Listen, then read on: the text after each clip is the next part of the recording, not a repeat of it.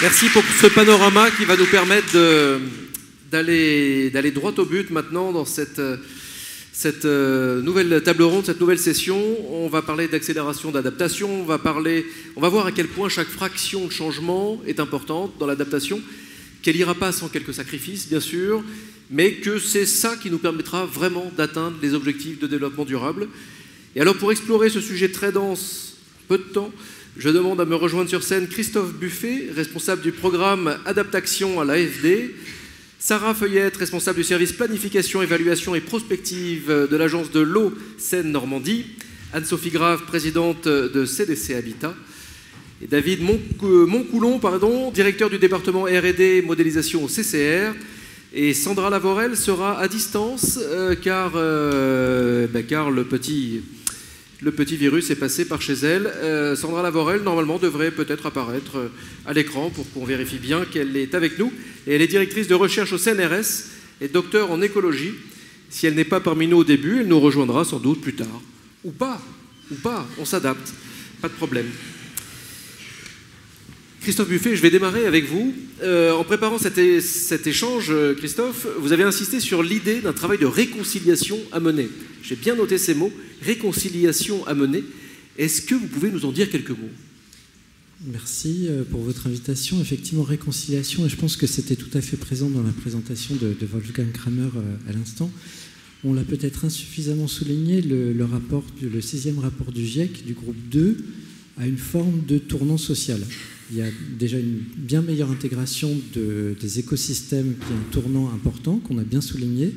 Néanmoins, on a vu dans la présentation de Wolfgang que ce rapport du GIEC insiste beaucoup plus que les précédents sur les notions de gouvernance inclusive, sur les notions d'équité, de justice, sur la nécessité de réconcilier, d'où le mot, les différents points de vue, les valeurs, les intérêts.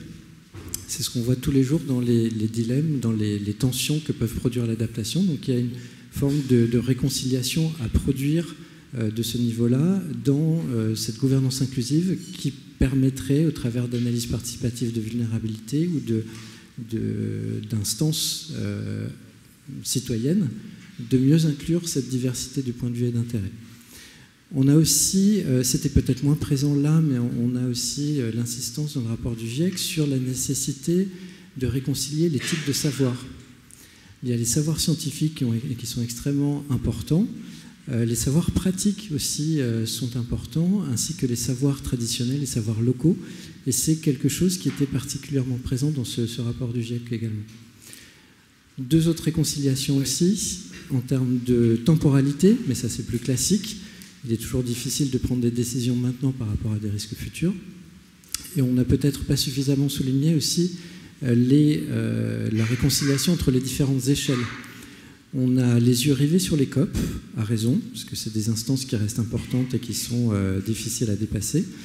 Mais les grands chiffres globaux, notamment en ce qui concerne le financement de l'adaptation, masquent aussi le fait qu'une très faible partie de ces financements atteignent l'échelle locale. Le IIED, l'Institute for International Environment and Development, a mesuré en 2017 que seulement 10% des financements atteignent l'échelle locale. Donc il y a sans doute un enjeu là de réconciliation entre les échelles. Et puis un dernier point en termes de conciliation, de réconciliation, c'est ce qu'on essaie de produire au travers de ce programme Adaptation de l'Agence française de développement.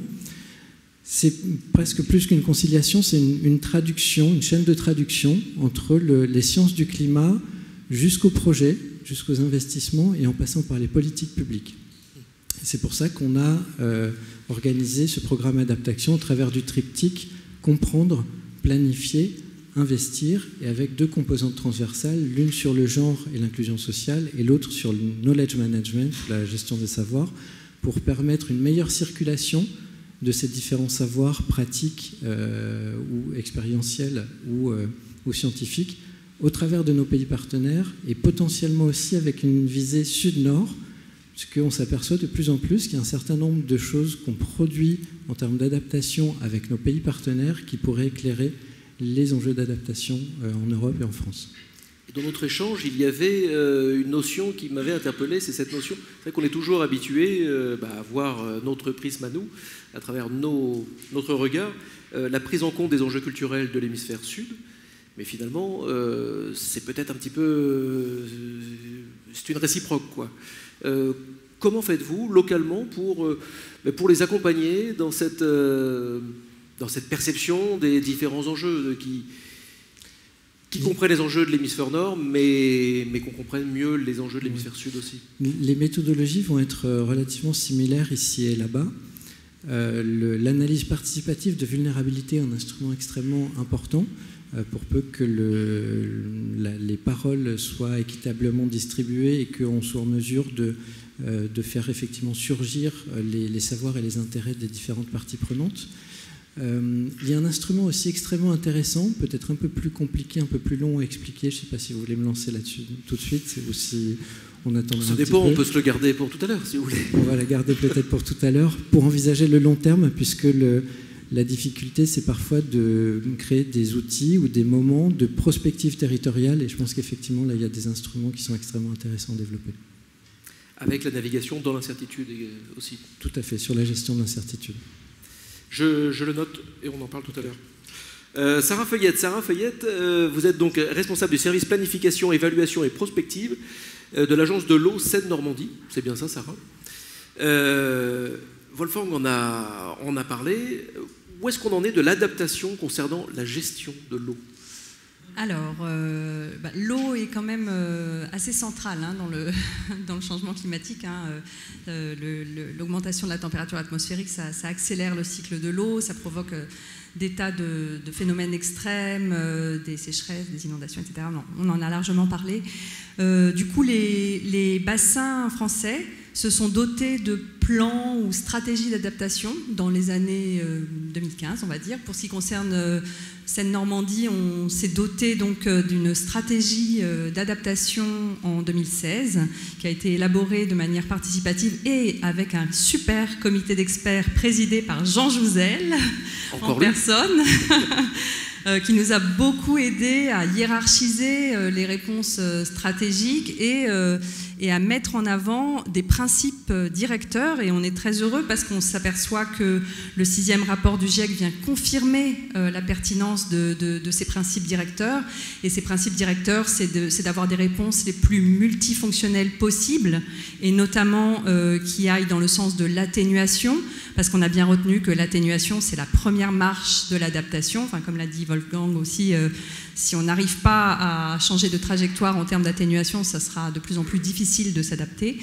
Donc ça, on a bien retenu ça, mais aussi que la biodiversité est importante. Donc on a mis en avant des réponses qui vont aussi dans ce sens-là, des réponses aussi qui sont sans regret. C'est-à-dire sans regret, enfin comme l'image humoristique le montrait, c'est-à-dire qu'elles sont bonnes pour la société, quels que soient les scénarios climatiques et socio-économiques, et qui soient, si possible, peu coûteuses en argent, en matériaux, etc., et solidaires.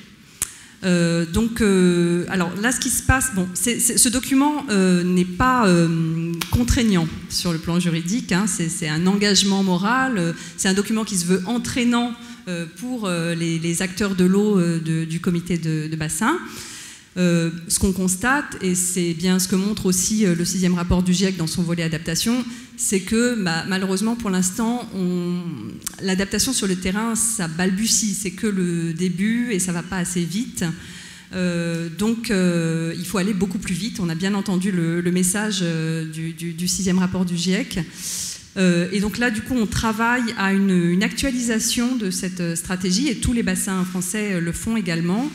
Dans le sens, on nous demande d'aller plus loin en termes opérationnels, d'être plus opérationnel, plus mobilisateur pour les acteurs. Et on pense aussi qu'il faudra mettre l'accent sur la question de la maladaptation, parce que malheureusement, on s'aperçoit que, comme c'est également souligné par le volet 2 du rapport du GIEC, il y a souvent cette tendance à avoir des réponses techniques un peu rapides et court-termistes qui, en fait, ne résolvent pas les choses à long terme. Et puis aussi, on essaiera d'être attentif aux questions d'atténuation qui pourrait aller à l'encontre de l'adaptation. On en a un petit peu parlé ce matin, mais je crois qu'il faut être très vigilant aussi sur cette question et ne pas séparer les politiques bas carbone des politiques biodiversité. Ouais. En parlant de biodiversité, justement, comment vous faites pour intégrer le vivant dans vos travaux ? Alors bon, déjà les agences de l'eau, elles travaillent pour l'eau et pour la biodiversité, hein, donc elles sont très attentives à la biodiversité, bon, surtout aquatique, mais voilà, de manière générale, on est attentif à ça, d'autant plus qu'on a bien compris que la biodiversité, c'est une clé de la résilience, une clé de l'adaptation, même si on entend le message que plus la température va augmenter, plus ce sera difficile, moins ces solutions seront efficaces. Du coup, il faut d'autant plus se dépêcher.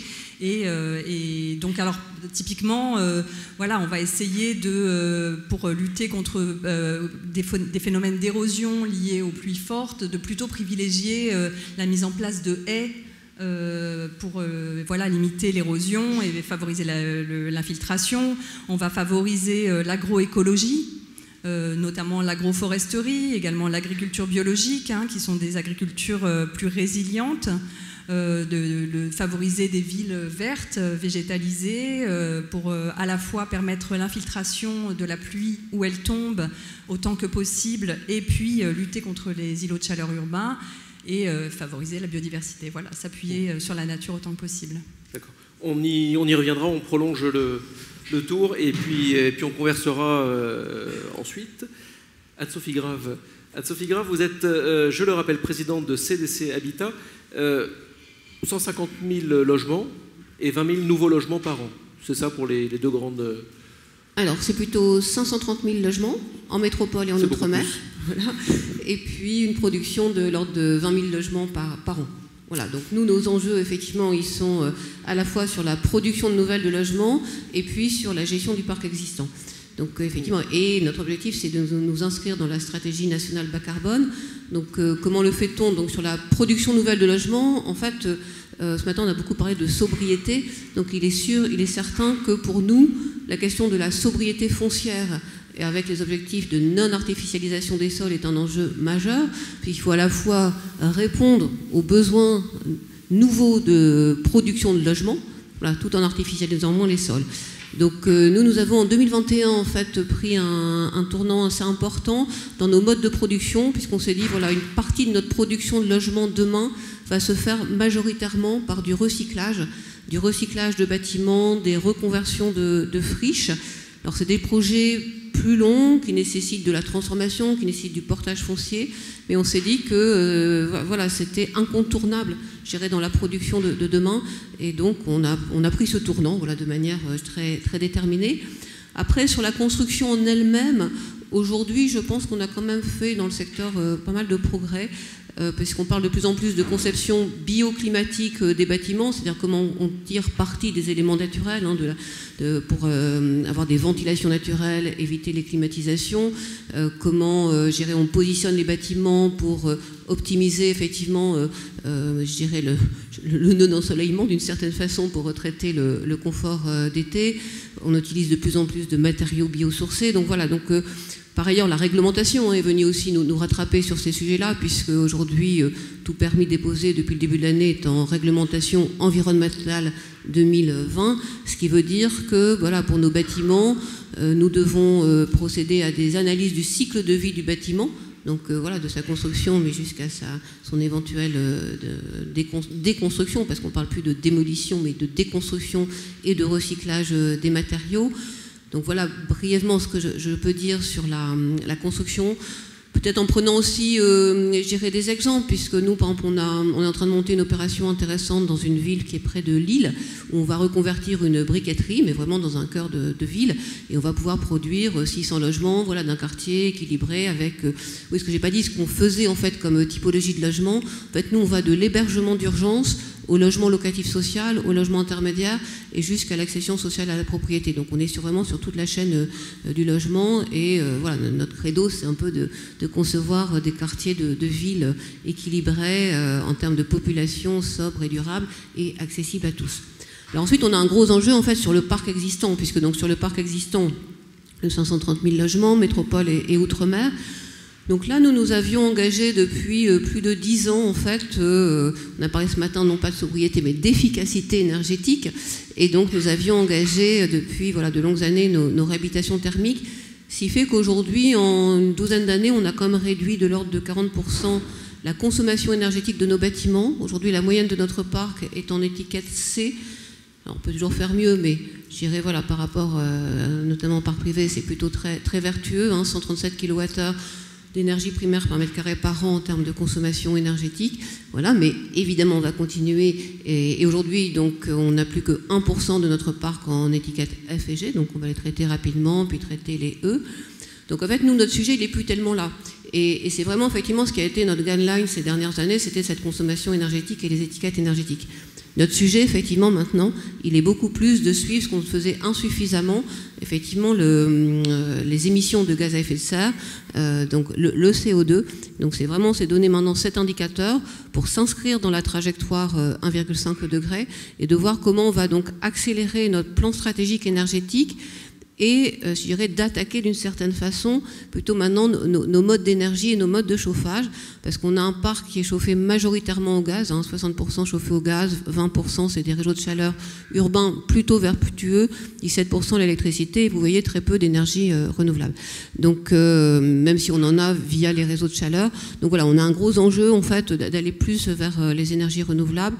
Et après, j'ai parlé des réhabilitations thermiques qu'on a pu faire, mais c'est aussi amener de la qualité dans les quartiers, à traiter des îlots de chaleur, désimperméabiliser aussi, parce que c'est important de désimperméabiliser les sols et de voir comment on regagne en biodiversité. Nous, on a un engagement avec CDC Biodiversité pour contribuer à de la renaturation.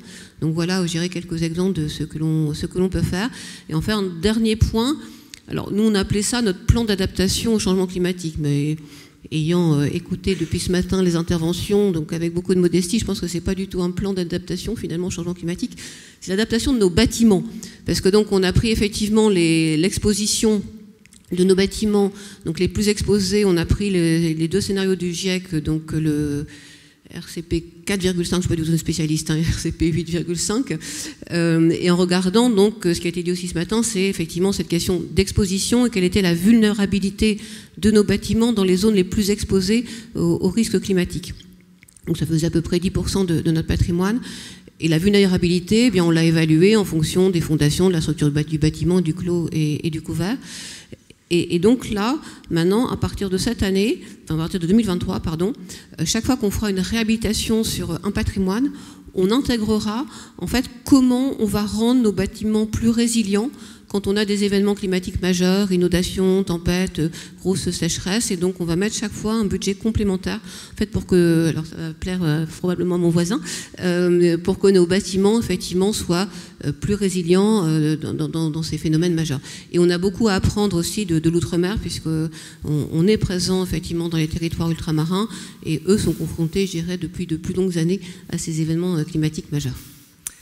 Bravo à Sophie Grave, merci beaucoup. Vous avez répondu à toutes les questions que je voulais vous poser, donc c'est excellent. David Moncoulon, alors vous, je le rappelle, vous êtes directeur du département R&D modélisation au CCR. Comment procèdent les réassureurs pour modéliser, pour estimer les risques en fonction des différents scénarios? On le voit, ça n'a pas l'air très simple cette histoire.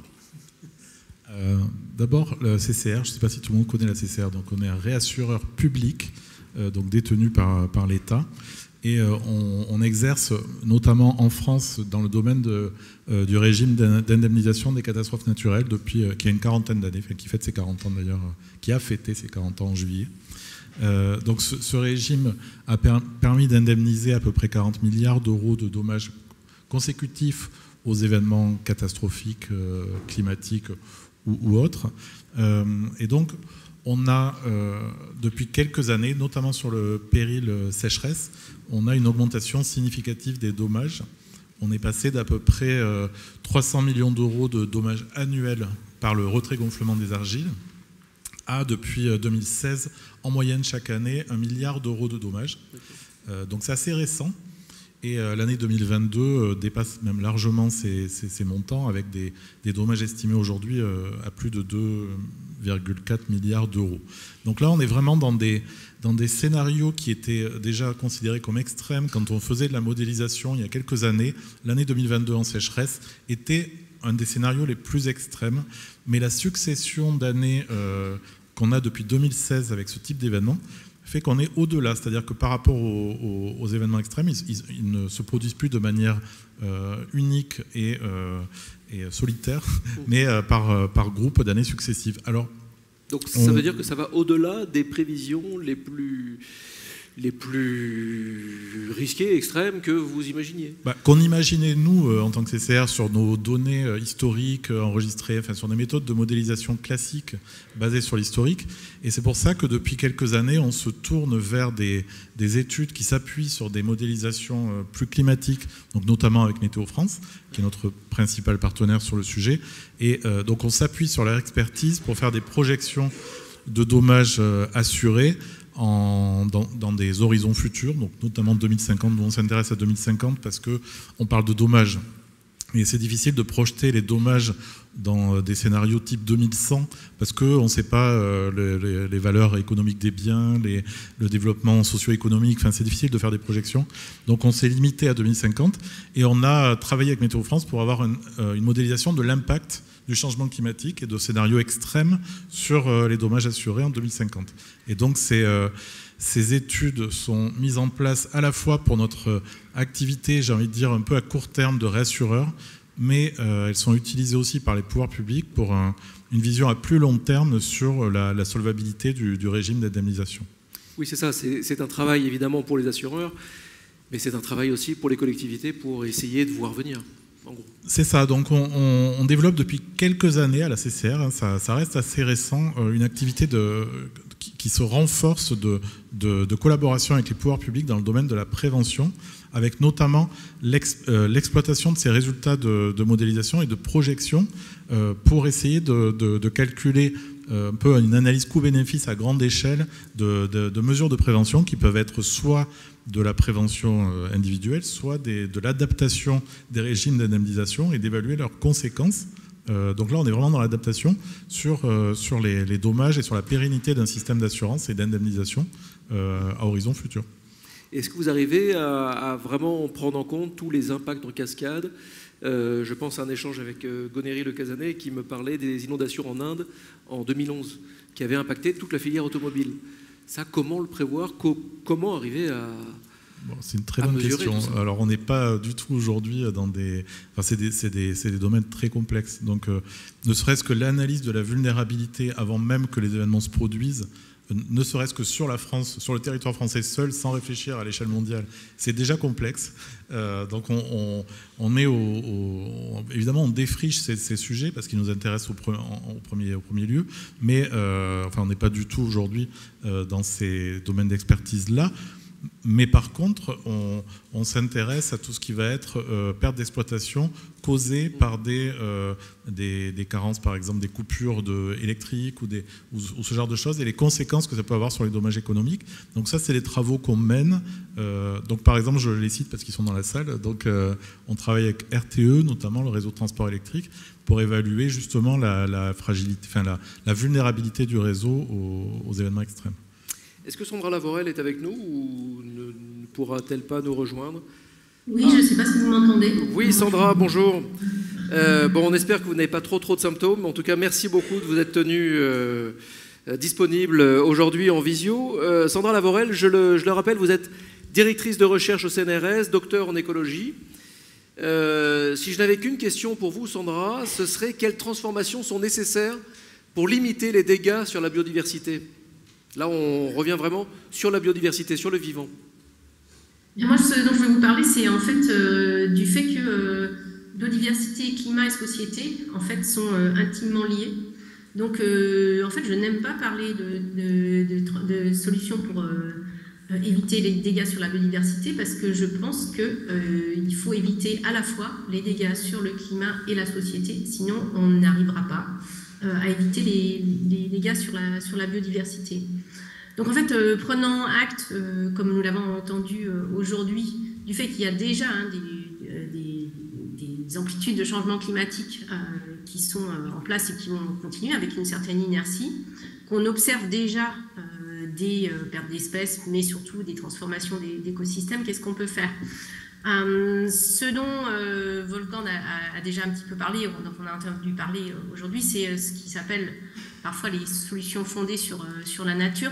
Moi, je préfère parler des contributions de la nature à l'adaptation. C'est une notion qui est plus large, contribution de la nature à la transformation aussi, dans la mesure où on va ne pas juste se mettre dans des positions qui sont réactives, mais des positions anticipatives, et c'est ça la transformation, en reconnaissant en fait que la façon dont les humains vont pouvoir s'appuyer sur les écosystèmes pour s'adapter au changement climatique, pour l'atténuer, en fait, elles vont être aussi conditionnées par la capacité à accepter certains transformations des écosystèmes, à en refuser d'autres. Donc très concrètement, ce que je veux dire, si on s'intéresse par exemple aux solutions fondées sur la nature, on a entendu parler aujourd'hui d'agroécologie, d'agroforesterie, on peut penser aux plantations de forêts qui sont nécessairement biodiverses pour pouvoir remplir les multiples objectifs, pas juste de séquestration du carbone, la nature dans les villes, etc.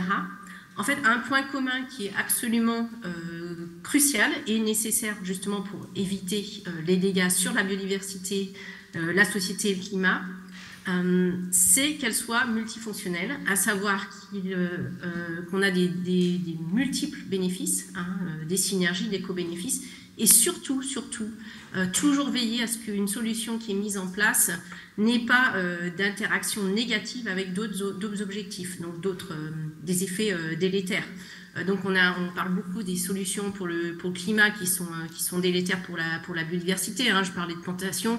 Quand on plante des monocultures qui vont séquestrer du carbone à très court terme, des fois même pas à long terme, au détriment de la biodiversité, et avec des risques par exemple d'atteinte par les maladies ou les incendies, en fait on n'a rien résolu.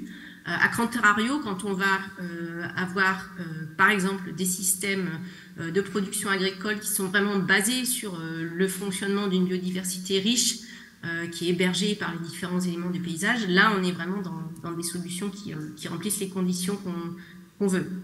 Ce qu'on s'aperçoit très souvent, et je pense qu'on n'en a pas tellement parlé aujourd'hui, c'est que de telles solutions, elles émergent ou au minimum sont très souvent, mises en place localement. C'est le fait de communautés locales, y compris par l'implication de multiples sources de savoir, pas juste scientifiques, et l'interaction, les échanges entre différents types de savoirs. Et ça, c'est vrai bien entendu dans les pays du Sud, mais c'est vrai aussi tout à fait chez nous. Et donc l'enjeu, c'est d'apprendre à partir d'initiatives qui sont locales. En fait, il y a beaucoup d'expérimentation là-dedans. On n'utilise pas des recettes. Ce qui va marcher pour aller porter des solutions ailleurs, sachant qu'il n'y aura jamais des solutions qui vont arriver en boîte. Il n'y a pas de recette de cuisine. Et ce qu'on observe quand on essaye de compiler, de synthétiser ce qui a été mis en place, y compris dans des systèmes traditionnels, dans les pays du Sud ou chez nous, c'est qu'il y a des conditions qui sont nécessaires pour les transformations dont on a besoin. Je vais les lister en principales catégories. La première, c'est en fait la collaboration entre les acteurs, tout niveau d'acteurs, et la possibilité que ces collaborations, elles aient lieu. Et ce n'est pas toujours au niveau d'institutions publiques, au contraire, un rôle très important de ce qui va se passer vraiment sur le terrain de façon informelle. La deuxième chose, bien entendu, des changements profonds nécessaires dans la gouvernance, dans les politiques publiques, mais aussi dans les systèmes de gouvernance locales, et ce qui va avec en termes de valeurs et de hiérarchie des valeurs qui sont au pouvoir. Un élément qui est très important, c'est non seulement d'utiliser les connaissances locales, mais c'est aussi de développer les connaissances des acteurs, leurs capacités, et pas juste en fait qu'ils aient des capacités qui soient théoriques, mais qu'ils soient en fait capables de passer à l'acte. Hein. C'est ce qu'on appelle le empowerment en anglais. C'est une notion qui est très importante pour la transformation. Et enfin, tous ces éléments sont liés. L'innovation, pas juste technologique ou technique, c'est l'innovation sociale qui va jouer un rôle absolument essentiel. Donc dans ces transformations conjointes pour préserver le climat, la biodiversité et favoriser un développement résilient, harmonieux, juste, etc. des sociétés. Merci Sandra. Christophe Buffet, je vous ai vu à un moment prendre le micro et puis écouter avec une grande attention les propos de Sandra Lavorel.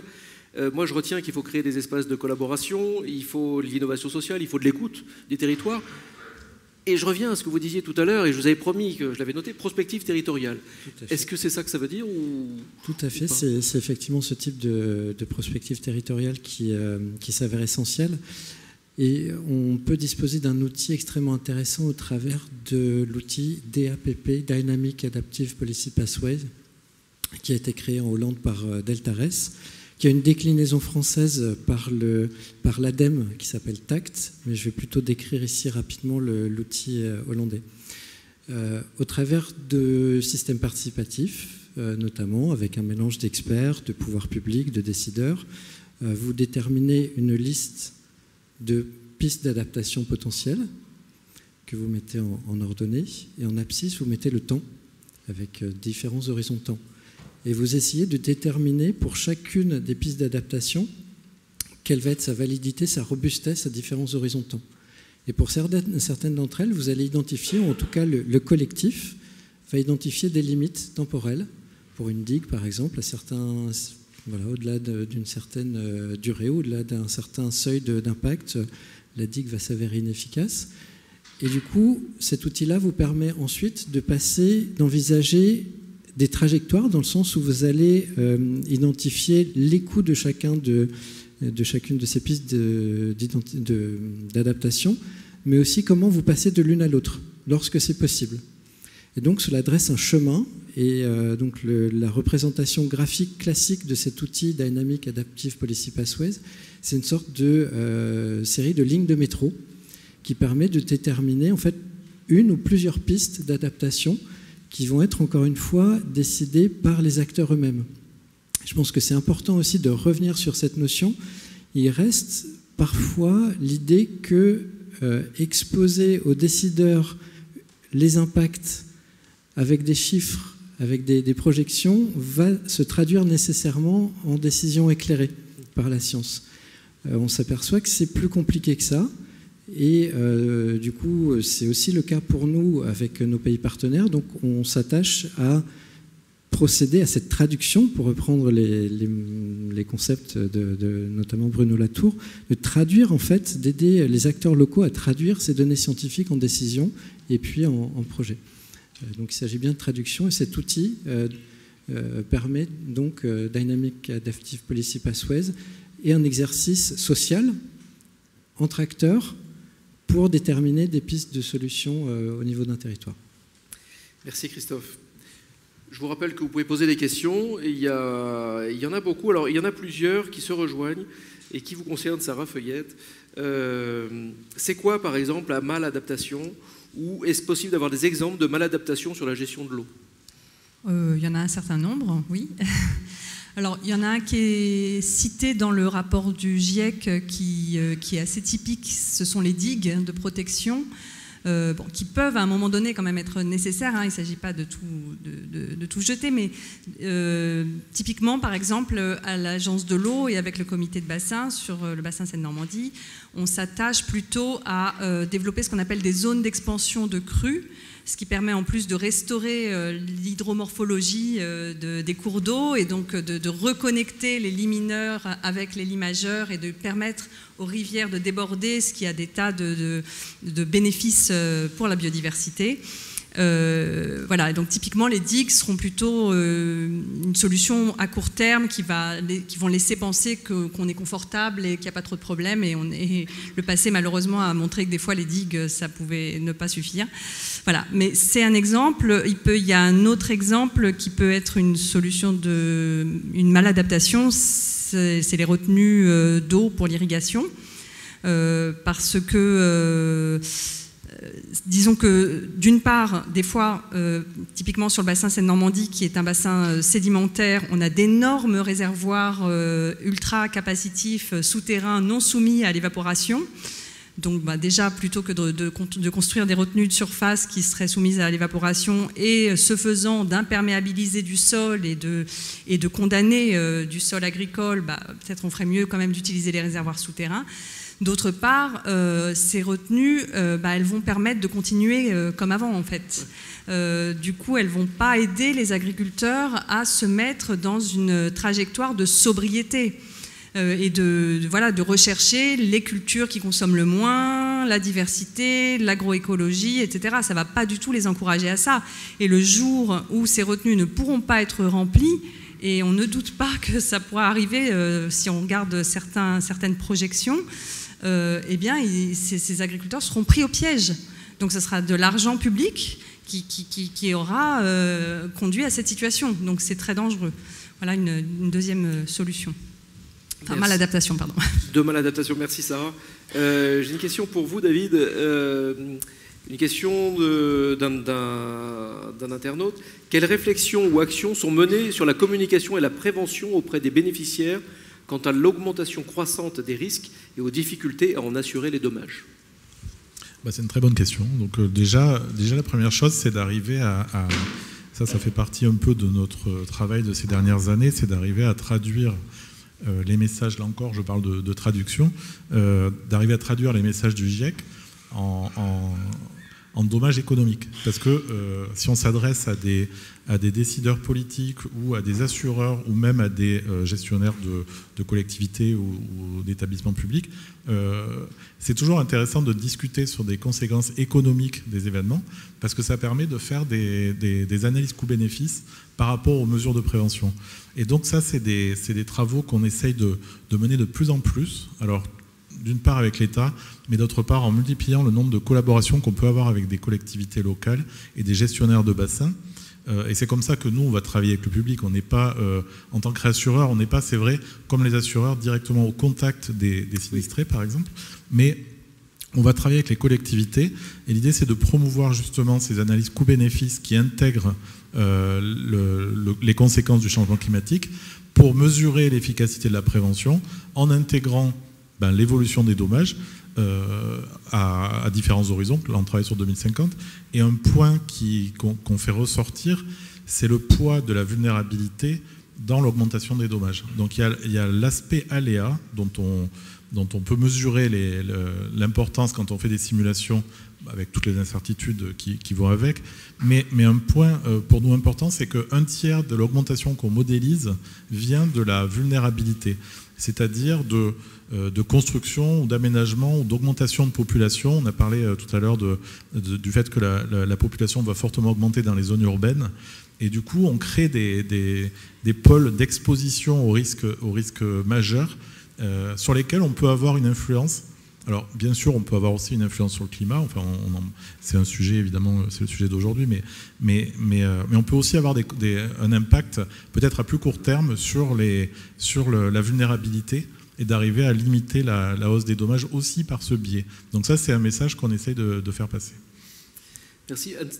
Anne-Sophie, j'ai une question autour de la mobilisation, qui est un terme que vous avez employé tout à l'heure, Sarah, mais c'est à vous, Anne-Sophie, que je voudrais vous entendre là-dessus. Quand on rénove, quand on transforme un parc existant, il se fait avec les habitants.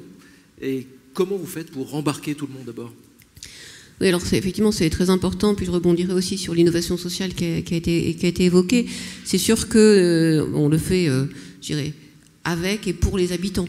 Et c'est vrai, quand je disais que voilà, c'est une trajectoire qu'on a engagée, nous, il y a plus de 10 ans, c'est vrai qu'à l'époque, peut-être qu'on en parlait un peu moins, mais c'était vraiment, on disait, c'est du gagnant-gagnant. Gagnant pour, nos locataires, parce que ça baisse quand même significativement la charge, énergie, parce qu'on parle souvent des loyers, mais c'est une quittance, en fait, voilà, loyer plus charge. Et puis, bien évidemment, pour le climat et la planète.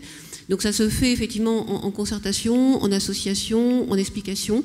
Actuellement, on est forcément très, très mobilisé, notamment dans le contexte de la crise énergétique. Alors même si notre parc est plutôt vertueux et même si les réhabilitations qu'on a pu faire font quand même des économies de l'ordre de 15 à 30% de consommation énergétique en moins, et donc dans la facture pour le locataire, c'est quand même extrêmement important, parce qu'on loge quand même des ménages modestes. Néanmoins, on voit bien qu'il faut encore aller au-delà. Et donc aujourd'hui, voilà, on mobilise tout notre réseau de proximité pour accompagner nos locataires aux éco-gestes. Voilà, puisque ça se fait avec eux. On a aussi beaucoup développé sur nos résidences des jardins partagés. Donc là, non seulement pour nous, chaque fois, il y a souvent un double avantage, parce que c'est des solidarités de proximité, ça crée du lien social, et puis bon, voilà, ça génère aussi de la biodiversité. On a aussi des solidarités de proximité avec des recycleries locales. Voilà, donc beaucoup d'initiatives en fait portées par nous, par notre réseau de proximité et nos agences, et beaucoup d'innovations sociales, comme ça a pu être évoqué, qui se font, je dirais, avec un tissu associatif qui est très présent sur ces questions-là, et sur lesquels on peut agir ensemble. Ce matin aussi, quelqu'un a évoqué la précarité énergétique. Nous, on est quand même très engagés aussi dans la lutte contre... Alors, c'est pas du tout pareil, c'est pas la sobriété, on en est bien d'accord, mais c'est quand même néanmoins très important, parce que, voilà, on loge aussi, nous, dans notre patrimoine, des personnes fragiles et qui peuvent être confrontées, à ces sujets de précarité énergétique. Et donc, on a toute une politique aussi de repérage, de ces ménages, pour pouvoir les accompagner, trouver les bonnes solutions à mettre en place pour leur permettre effectivement de se chauffer, de s'éclairer comme tout le monde. Donc vraiment, là, compte tenu du contexte, c'est tout à fait, majeur pour nous de le faire avec les locataires, et on a plutôt un bon répondant. J'ajouterais aussi qu'on est, là, il faut qu'on aille plus loin aussi. Mais c'est vrai qu'aujourd'hui, on se dit, j'ai parlé effectivement des émissions des gaz à effet de serre, mais il y a tout le sujet du pilotage plus performant aussi de nos bâtiments et de nos équipements.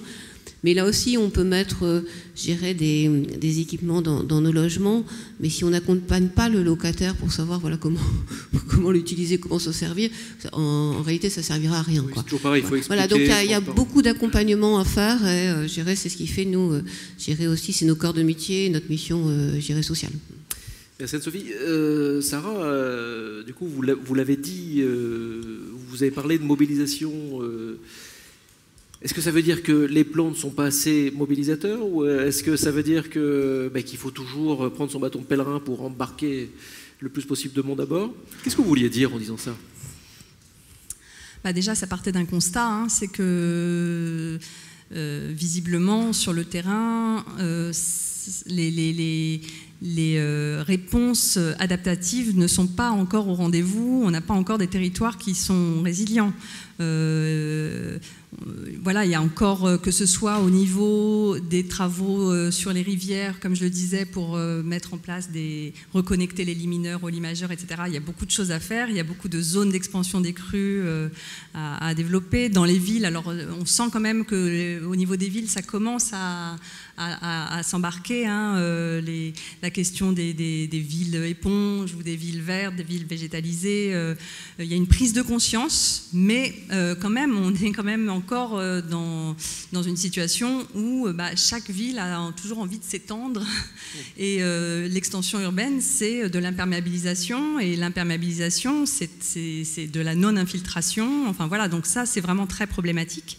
Et d'ailleurs, j'en profite pour dire qu'au-delà de ce document, de cette stratégie d'adaptation, il y a d'autres documents qui, pour le coup, ont plus de force juridique, notamment ce qu'on appelle le SDAGE, le schéma directeur d'aménagement et de gestion des eaux, qui est donc un document à l'échelle de chaque bassin qui, pour le coup, avec lequel notamment les plans locaux d'urbanisme vont devoir se mettre en compatibilité. Et dans ce SDAGE, vraiment, on encourage, il y a vraiment des objectifs d'infiltration de l'eau de pluie où elle tombe, et donc on encourage vraiment tout le monde, que ce soit les villes, mais également les aménageurs, etc., à agir dans ce sens-là.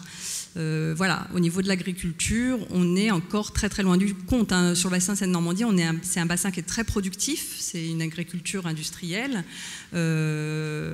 Donc pour l'instant, je ne sais plus, je crois qu'en France, on est à 10%, par exemple, si on prend l'agriculture biologique, je crois qu'on est à 10% de la SAU, de la surface agricole utile en agriculture biologique. Sur notre bassin, on doit être à 6. Vous avez J'ai des souffleurs. On est à 6%. Et puis, malheureusement, le fait que pour la nouvelle PAC, il n'y ait plus d'aide au maintien de l'agriculture biologique, ce qui était un formidable paiement pour service environnemental, le fait que ça a été abandonné, ça c'est vraiment très très dommage, et on commence à voir des baisses des conversions, et donc là on commençait à avoir une trajectoire d'évolution qui semblait aller dans le bon sens, et malheureusement il risque d'y avoir une inflexion dans cette trajectoire. Merci Sarah. Oui, peut-être un complément. Oui, peut-être juste un petit mot en rebond sur l'extension urbaine, et puisque, bon, pour ne pas faire d'extension urbaine, ça suppose quand même de densifier des quartiers, et là, vous parlez de mobilisation, on a quand même un vrai sujet d'acceptation sociale de cette densité. Nous, on voit bien, il y a des plans locaux de l'urbanisme, mais bien souvent, dans les permis qu'on a, effectivement, nous souhaiterions construire le maximum de constructibilité, et en fait, il nous est souvent demandé par les collectivités de construire moins, quoi. Donc aujourd'hui, ce sujet est quand même majeur, hein, par rapport à l'imperméabilisation des sols. Alors nous, comme on cherche effectivement comment construire sans imperméabiliser trop, on va dire, les sols, là on s'intéresse en ce moment aux zones commerciales, vous savez, qui sont en périphérie des villes. Bien souvent l'urbanisation a rattrapé, hein, d'ailleurs, ces zones commerciales, qui sont souvent très imperméabilisées. Vous avez d'immenses parkings, et vous avez des commerces qui sont très bas, hein, voilà, c'est juste un rez-de-chaussée. Et c'est de se dire, en plus avec l'évolution du modèle, hein, du commerce, suite à la crise sanitaire, le e-commerce, etc., il y a une réflexion aujourd'hui autour de ces galeries marchandes, des hypermarchés. C'est de se dire comment, effectivement, puisque ces quartiers sont déjà imperméabilisés, on peut venir là et puis rendre une qualité urbaine qu'ils n'ont pas du tout, c'est-à-dire venir construire dans ces quartiers, désimperméabiliser et faire un petit peu de densité, mais dont on se dit que là, l'acceptabilité sociale sera forte, puisqu'on va amener de la qualité urbaine dans des quartiers qui ne l'étaient pas, et en plus, on va désimperméabiliser, favoriser la biodiversité. Voilà. Sandra Lavorel, je me tourne vers vous, c'est une expression, parce que ça veut dire que je me tourne vers un écran. Mais vous n'êtes pas loin, vous êtes juste à côté. Voilà, là je vous vois, c'est quand même beaucoup plus facile. J'ai envie de vous poser deux questions, mais qui vont se rejoindre à la fois. N'hésitez pas à réagir et rebondir sur ce que vous avez pu entendre. Et il y a une question d'un internaute autour du terme que vous avez été la première tout à l'heure à employer, d'innovation sociale. Qui doit mener cette innovation? S'impose-t-elle d'en haut? Et quid des propositions d'innovation qui sont rejetées par des élus? Exemple, proposition de la Convention citoyenne pour le climat rejetée par l'exécutif. Je lis la question. Sandra Lavorel, voilà, je vous ai lancé deux pistes. Merci pour ces questions très faciles à traiter. En peu de temps, bien sûr. L'innovation sociale, souvent, et j'allais dire par définition, mais ça n'est pas totalement vrai, très très souvent, majoritairement, elle se passe par le bas. Et ce sont des initiatives parfois d'individus influents, parfois de collectifs. Hein. J'aimerais insister particulièrement sur le rôle de collectifs, des collectifs qui ne sont pas préexistants, mais qui en fait se rassemblent autour de problématiques de changement environnemental. En général, on va dire, hein, ça va être changement climatique, changement de biodiversité, et qui, pour répondre à des problèmes, en fait, vont imaginer de nouvelles solutions, de nouvelles façons de travailler ensemble qui sont inédites. Donc, typiquement, ça ne va pas être des solutions qui vont être par secteur, ça ne va pas être des catégories socio-professionnelles qui ont l'habitude de travailler ensemble, mais c'est un peu de l'improvisation locale, entre guillemets. Donc, à nouveau, je souligne, on n'a pas de recette de cuisine en général. Par contre, on connaît des ingrédients, hein, qui permettent que ça marche. Il faut que les gens en fait se sentent en fait en capacité de se parler, de s'exprimer, donc il y a des espaces pour eux. Alors on a rencontré des cas sur le terrain, en fait ce sont même des fois des espaces qui sont à la marge, hein, qui ne sont pas du tout officiels, qui sont presque illégaux, où émergent des collectifs pour à l'origine défendre un problème, mais qui sont ensuite à l'origine de la création de solutions. Et là-dessus, j'aimerais en fait insister sur quelque chose qui me permet de rebondir un peu de biais sur quelque chose de très important qui a été mentionné par Christophe Buffet, qui sont les trajectoires d'adaptation. Alors pour l'outil DAPP et DACT sur les territoires en France, c'est un outil qui est très utile, mais qui vient souvent par le haut. Ce que nous avons trouvé par nos recherches, c'est que cette notion de trajectoire d'adaptation, de coproduction de trajectoire d'adaptation avec différents groupes, donc soit des secteurs économiques ou des habitants, en fait finalement, elle ne marche vraiment sur le terrain pour conduire à des actions, à des changements, que lorsque on reconnaît finalement qu'il ne s'agit pas des solutions qu'on amène, qu'il ne s'agit pas des dates qu'on va identifier auxquelles, selon tel scénario, une solution ne sera plus possible, mais c'est la capacité qu'acquièrent les acteurs de se saisir de ces idées, de l'idée qu'eux vont pouvoir en fait imaginer des solutions, par exemple en agriculture, qu'il y a par exemple des nouvelles cultures qui vont pouvoir faire rentrer sur un territoire auquel qui n'étaient pas pensés, qu'il y a des nouvelles formes d'organisation qui vont pouvoir émerger. Et finalement, quand on travaille sur les trajectoires d'adaptation sur le terrain, on devient rapidement très très modeste et on s'aperçoit que le mieux qu'on puisse espérer, c'est d'avoir en fait donné aux gens deux choses: l'espoir qu'ils puissent trouver des solutions et aussi en fait la confiance qu'ils peuvent être acteurs de leur propre solution. Et c'est là où je reviens à la première question, c'est l'innovation sociale qui va pouvoir permettre ça. Et je reconnais effectivement que ce n'est pas toujours facile quand par le haut les collectifs qui se montent, les initiatives ont du mal, on va dire, à s'exprimer, à prospérer, pour dire le mot. Merci Sandra Lavorel. Christophe, du coup, je me tourne vers vous, c'est comme un petit ping-pong à distance.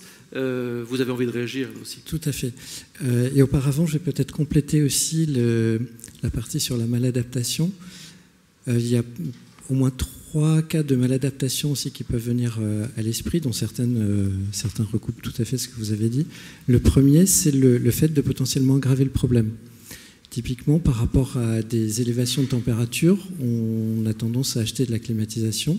Dans certains pays dont le mix énergétique est fondé sur des énergies fossiles de manière assez forte, cette solution d'adaptation va contribuer à aggraver le problème.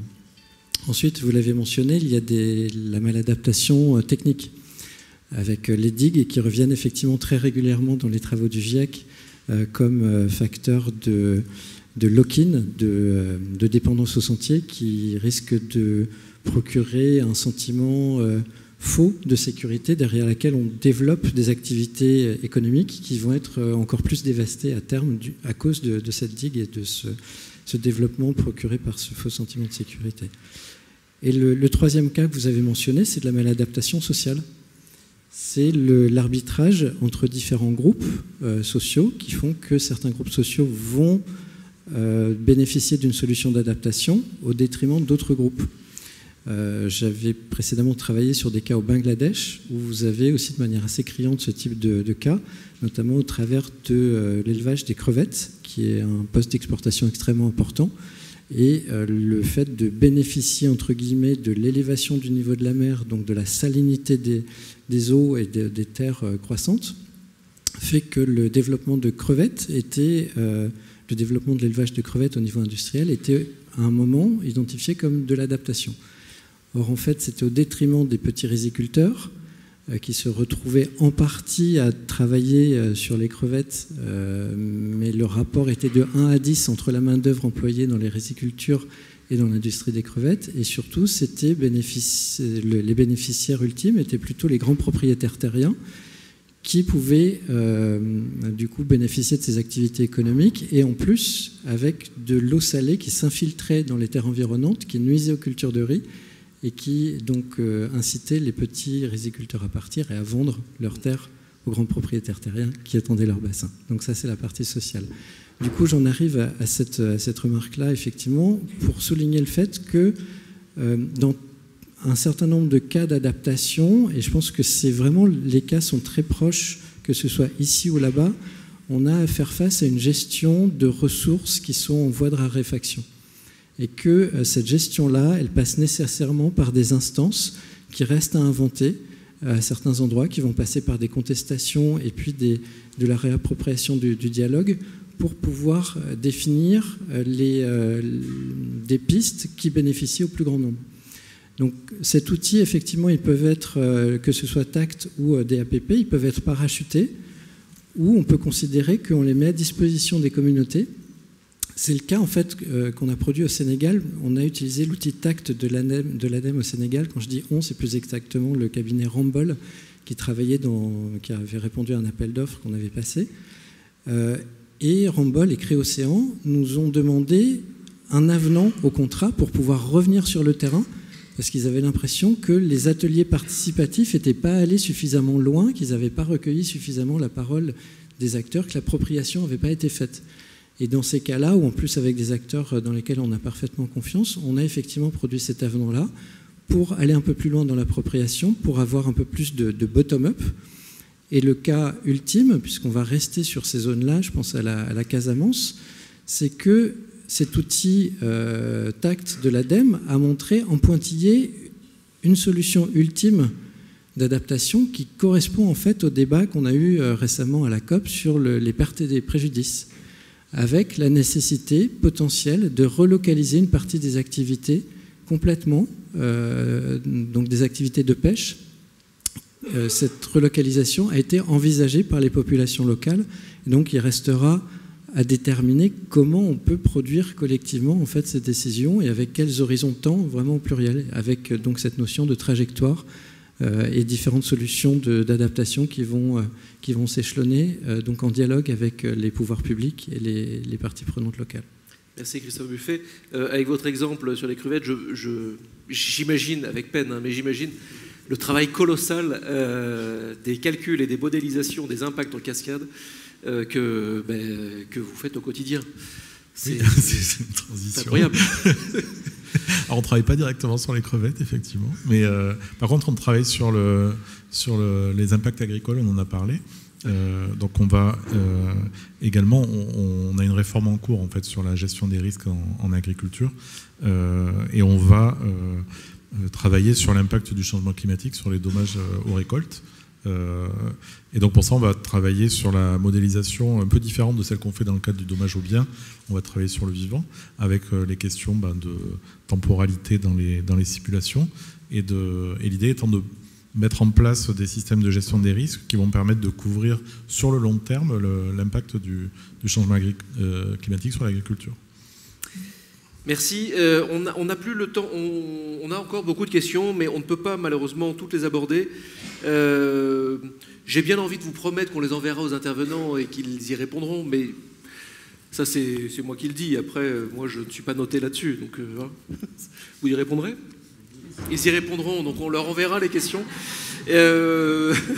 Vous aussi, Sandra Lavorel, vous avez des questions qui vous concernent particulièrement, donc on vous les enverra et elles auront donc des réponses. C'est un engagement qu'ils viennent de prendre. Merci beaucoup de vous être prêté au jeu du défi de tout tenir en peu de temps. Merci Sandra Lavorel d'avoir pris le temps d'être avec nous et on vous souhaite un prompt rétablissement. Et sous vos applaudissements. Merci beaucoup.